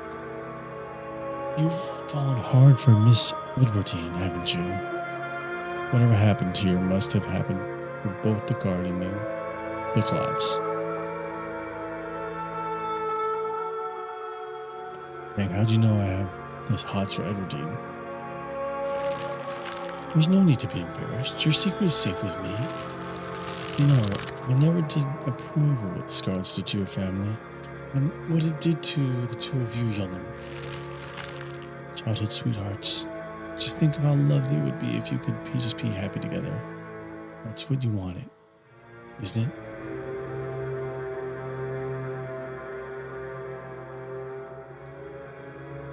That's all. What should I do? I'm sure by now you realize that the young lady doesn't plan on leaving with you. But it's not for lack of desire, as you well know. I think playing along is the best way to go with this. Just so we know what the whole dialogue might be. It's Enoch. Even if you dragged her over to the town limits, his hold over her would make sure neither of you were happy ever again. Just think of what happened to your poor mother and father. Do you want that to be the two of you? Something tells you that this secret tryst doesn't wind up working out. Oh, that's right. The powers at work here are stronger than even your love could withstand. You need to break the bonds holding you here, and you can both go free. No more misfortune. Not for you, not for anyone else bold enough to step foot outside the hollow. Nika mimes handing you something, though her hand is empty. Everything you need to know is on that map. You can identify some of the plants in this room. There's Jimsonweed, Monkshood, and what's either Queen Anne's lace or poison hemlock. I don't see any animal. Oh no, there's a unicorn. Though going off the theme of toxicity, you'd guess it's more likely hemlock of the two. Thank you. So do as you say. That's where you'll find them. You need her there, and be careful. I think no matter what we say, they're going to say the same dialogue. So, playing along feels like the best option. Good luck to both of you. Hope you get your happiness. And then she's gone. She's trying to get rid of me. You'll have to try harder. Alright, let's talk to him. What's doing this? A resident, a ghost, whatever it is you want to call it, the leftovers of a human existence, festering and forgotten, feeding on the energy of more powerful beings to do this. Pathetic. Why are you following me? Clearly you need protecting. I'm just looking out for you. So, you and Tabitha, huh? That was the thing? This spy knew her well. Am I dead? Of course not. I would never let something so weak harm you, let alone kill you. What the hell's going on? I'm sure you'll be able to piece it together soon enough. I'd rather you find out on your own first. That's the only way you can really know who to trust. And then I can finally tell you more. There's so much to discuss when that time comes. What are you? I'm a friend. Do you know the way out? I will soon, but in the meantime, you have nothing to fear. I'm watching over you. Alright, thanks. I appreciate that. Good. I'm glad you decided to put your fear aside. Alright, we're heading out. You continue forward through the uncanny underbrush. Once again, you find yourself separated and alone. A long wooden corridor stands before you, littered with bottles and rails. A figure rises to attention, blocking your way. I'm afraid he doesn't have long. If there's anything you need to say to him, I'd say it now. When you go down and see as Zane is swept away, the room pulls itself to you, and you find yourself leaning over a deathbed. Oscar lies in its center, looking pitifully small. I'm sorry, boy. Sorry that you let my troubles drive your mama away. Sorry those troubles mean I'm leaving you all alone now. It's okay. I forgive you. Damn it, Junior, how many times do I have to tell you? I tried to stop it from happening. Damn snake Enoch went back behind our back. Dad, it's okay. You're right.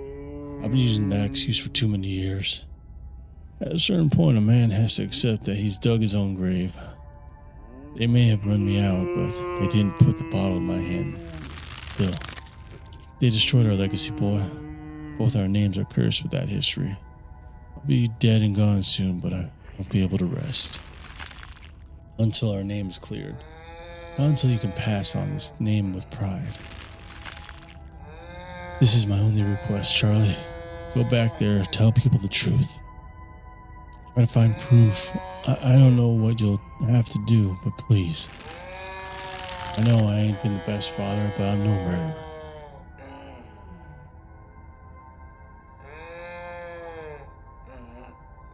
I won't let you down, Dad. Damn it, boy, I may not have till the morning. Promise me. Promise you'll go back.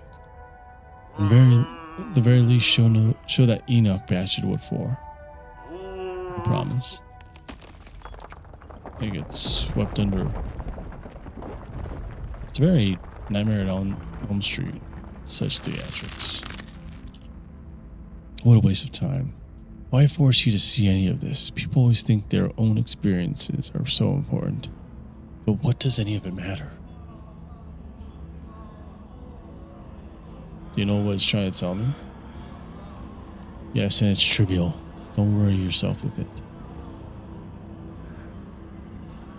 My friend's dead. They're alive. I'm not sure if they'll stay that way. Alright, let's move on. Let's. You move back to the bed to quietly leave through the hole Oscar left behind and crawl through. The first time you and Wayne enter a room unseparated, the two of you finding yourselves huddled under a large table. Stella stares through you as indecipherable murmurs and shuffling feet echo from the end of the table. They're so lovely. Are you sure I can keep one? You must have worked very hard on them. This is Charlie as a kid, and those are his dolls. It's a gift. Take it. Let the scene play out. There's no use trying to communicate, whether with the resident or your little friends. Yeah, that's what I figured, Wayne, or whoever you are. I'll try to keep it away from my brother so he doesn't smash it. Though I wish I could make it move like you can. And you can even do the voices. You know, you could probably make real money if you put on a show for people.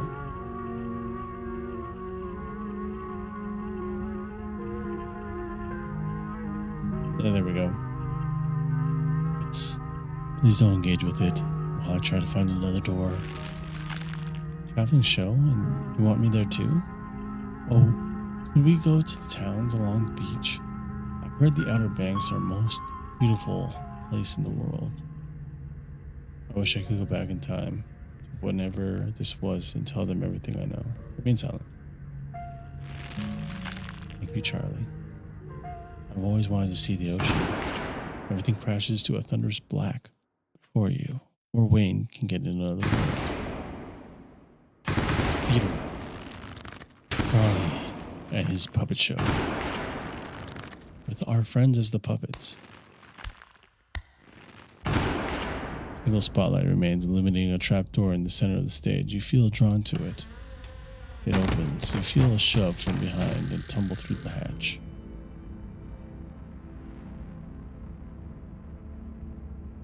It took some digging, but it's there.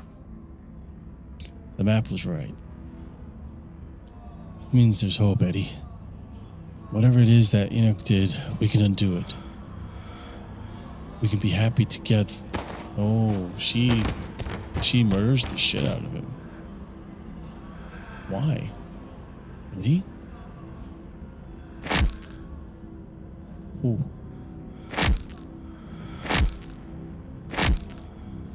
Why? That's a good question. And he's gone once again. There's nothing here but you and the howling wind. Do you repent? Do you repent for your crimes?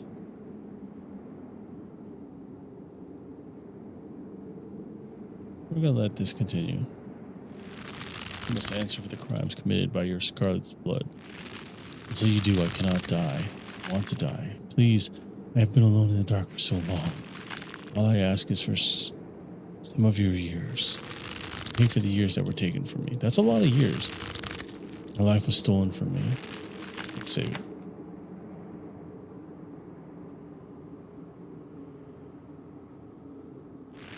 It's only fair.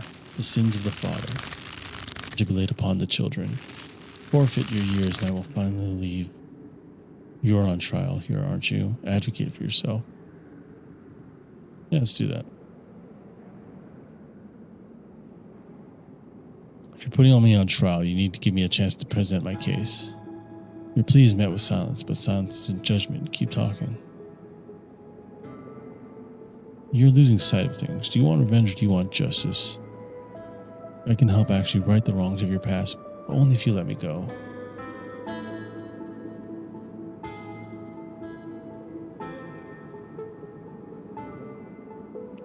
Let's see. Let's go with that. Were Charles Shaw's sins passed on to you in life? Did you want to punish Edward, Dean, and Enoch, or did you want to move on and build a brighter future together? Fresh tension bubbles up in the air. You're almost out of this.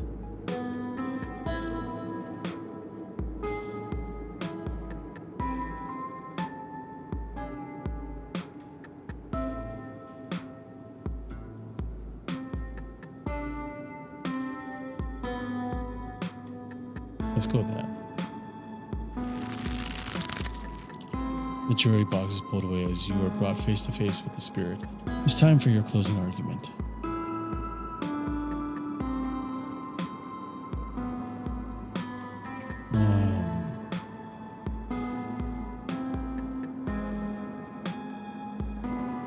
Let's do this.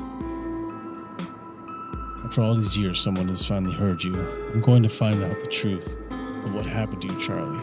You can finally rest because your burdens are now mine. Silence.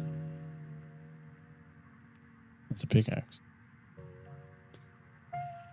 This is the most movement I've seen from this game in a long while. Did we die? Like an end cutscene?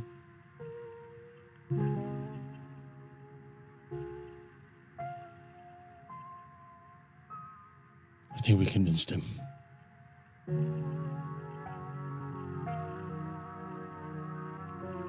But the house definitely was haunted.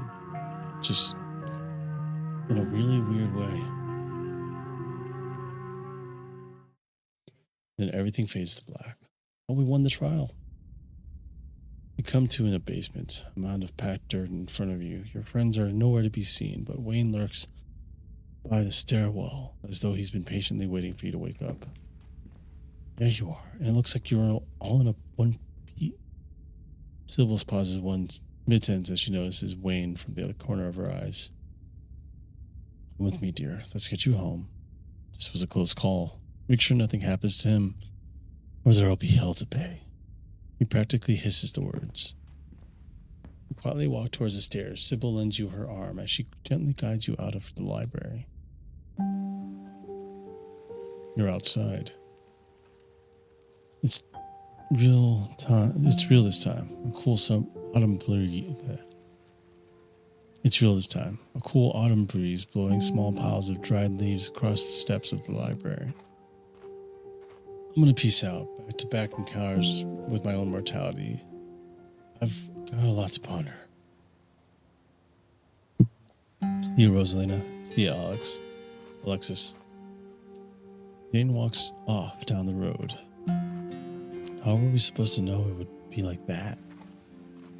Things have been strange around town, sweetie. Now's not the time to be poking around in the supernatural. I thought you learned that lesson yesterday. But magic isn't real. I mean, it's not supposed to be. God. Everything is so sore. So sore. Is it really gone?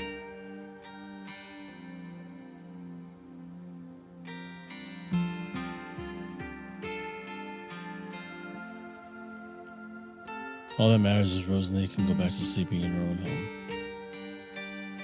You're too modest. It's a considerable feat to reason with a spirit like that. I can't believe you actually got us out of there. And you got our house back. I don't know what to say. Thank you so much. I'll do my best to make it up to you. I think that ghosts are actually real. And I don't know what hard evidence we have, but we all vividly experienced the same thing. Stella's got to be over the moon right now. She does not look over the moon. She looks very under the weather. Where's Stella? Where is Stella? I kind of thought she'd be excitedly rattling off theories by now. Well, she's just standing there by herself. That isn't like her. Go talk to Stella. I'm going to check in on her. You walk over to Stella. Oh, hey, Mark. You okay? I can't talk right now. See you later. Jerry hurries off down the road.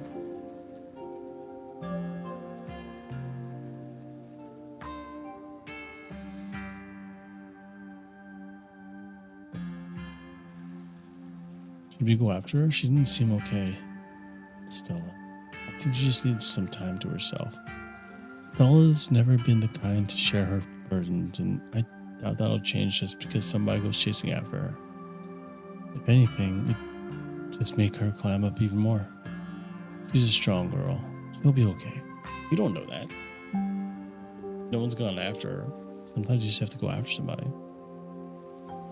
I'm honestly surprised she and Zane are the only ones heading out right now. You've all been through something awful, and each and every one of you needs to rest. Especially you, Kanika. We don't want the cold of yours to get any worse. She just wants everyone to go home.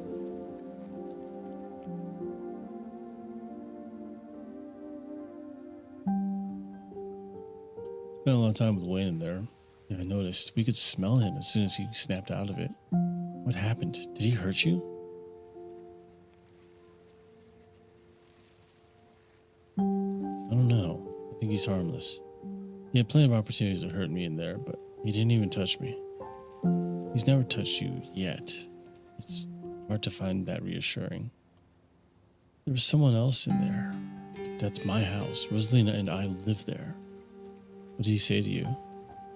We don't need to trouble Mark for details. No one pay any mind to that man. He's just a drifter. He'll be gone soon enough. In the meantime, steer clear and he won't make any trouble. I can't believe I let Rosalina go in there. Could I have been so careless? She would not stop. After everything she went through in the last day, could I have let this happen?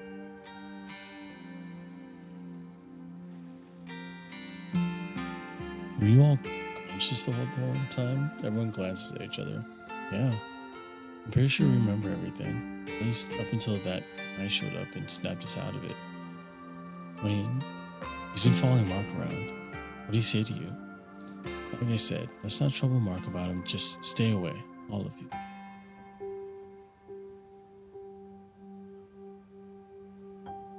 Yeah, you couldn't have known that was going to happen. None of us would have known. Don't blame yourself. I'd seen it before. I should have known it could get worse. I shouldn't have let Rosalina come with it. Dad, what did I tell you? Stop blaming yourself. You couldn't have stopped me. If you tried, we were just going to sneak in after you. Yeah, Rosalina was going to make us go in there no matter what.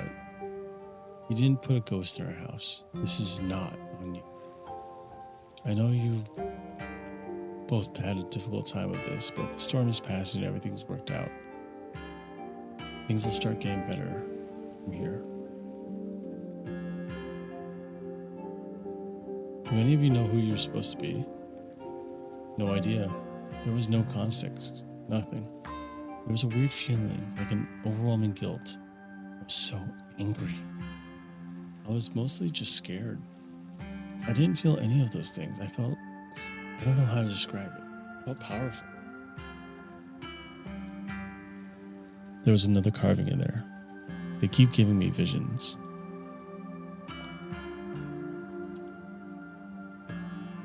I wonder if those things are tied to everything supernatural that's happening. Yeah, I wonder. One is a coincidence, but two of them on back-to-back nights. And if you and Stella are right, and there's another one in the clinic. I'm sorry, I'm a little lost. You've been finding carvings around town and they've been giving you visions? I'm sure everyone here could stand around theorizing about this, and that all night long there will be plenty of time for that tomorrow.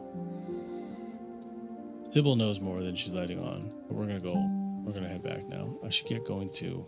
It's starting to get chilly out. There's still work to do to get Rosalina set up for the night. Don't be a stranger, and let us know if you need anything, Oscar. I will. Thank you. All of you.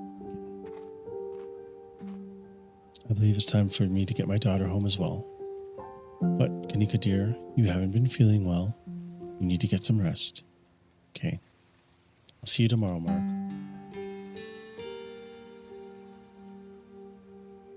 I'll see you tomorrow. Cool. Kanika weirdly treks back to the general store. I'll walk you home after I finish getting Kanika her tea. And we can chat about what just happened. I'll just be a moment. You're too tired to say no. Sybil leaves. You make yourself comfortable for a few minutes while you wait. After everything that's happened tonight, the normalcy of sitting on a quiet and empty road feels like a priceless treasure. I hope you don't mind, but I took the liberty to call your cousin and tell her about what happened tonight. She wasn't exactly thrilled to hear from me, but I think I blunted her anger as much as I could. Shall we head out for our walk? I'm gonna go home. Back to the estate. Once again, find yourself on the long trek back to the estate. The night feels cold, the crunch of leaves beneath your feet deafening in the quiet wilderness. Let's stop here for a bit. These old bones need a moment to rest. Sybil, what is Wayne? He's just a man. Yeah, absolutely. He's not just a man. Ordinary men don't move like that. Ordinary men don't clash you.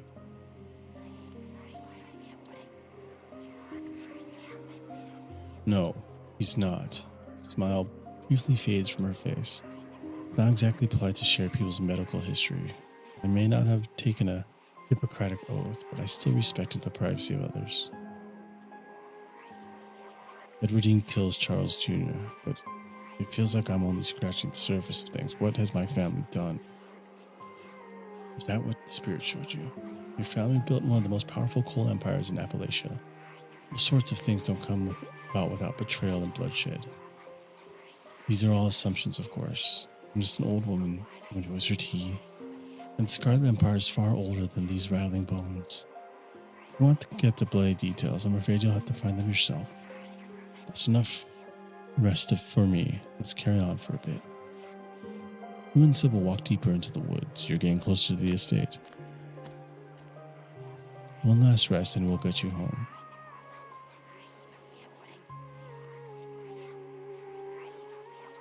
There was a stone carving of a goat's head and a pack of wolves in that basement. There was something similar in the mines last night, too. A circle of arms and chains. Both of them gave me visions. What's there now? It's quite an interesting development. Perhaps we can discuss these visions over tea. My grandmother had a special blend that supposedly helped with dreams and visions. I'll be sure to have some ready by tomorrow. Maybe it'll help us piece things together.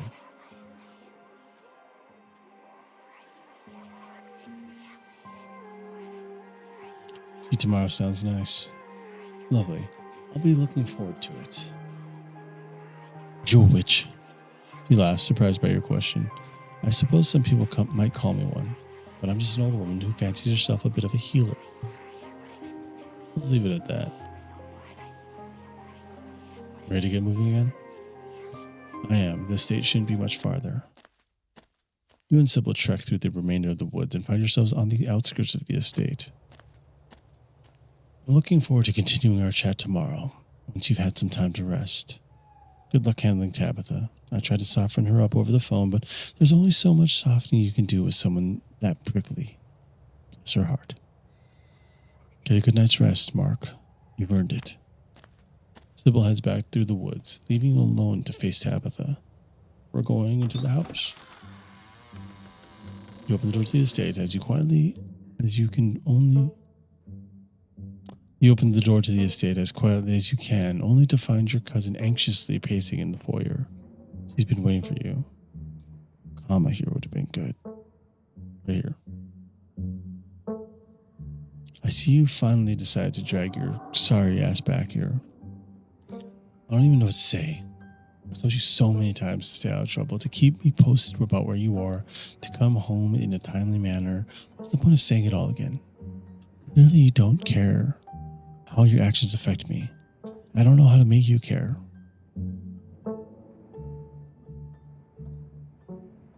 Tabitha, I need to talk to you about some stuff. That was really not the time. I spent a lot of time with Wayne tonight. You think mentioning that awful man is supposed to garner sympathy from me or something?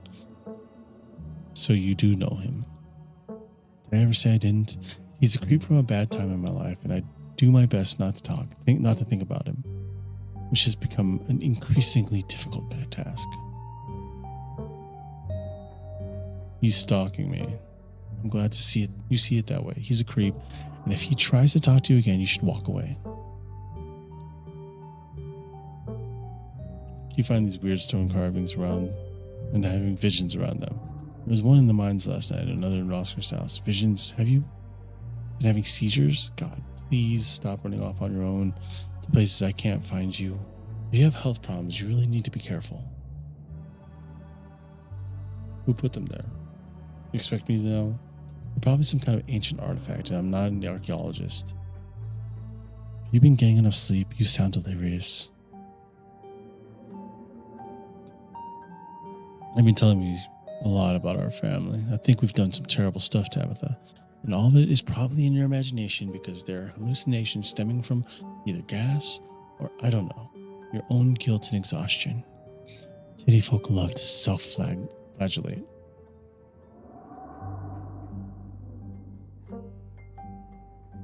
What if they're making all this supernatural stuff happen?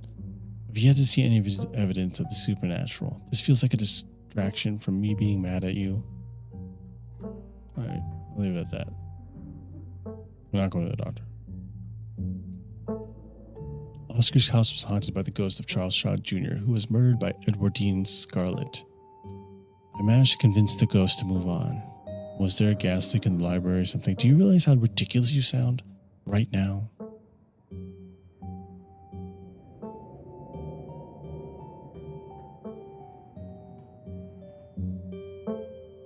Do you think Edwardine really could have killed someone? Wow, you name-dropped our great-grandmother and the son of the most famous criminal in the town's history. I'm so convinced this actually happened.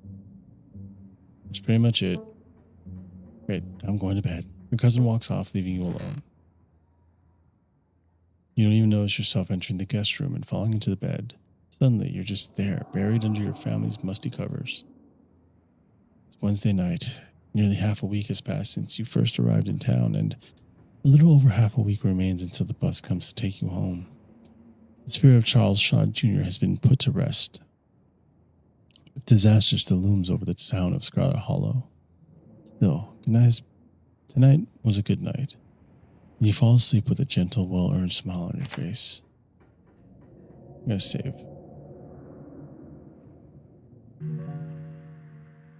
There we go. Well, this has been interesting. Come back to this game again soon. Episode 4. And then we actually get to episode 5, which is released like a month or two ago. And I guess possibly finishing the whole entire story. Thank you all for coming by, hanging out, checking out the stream. See y'all next time. Later.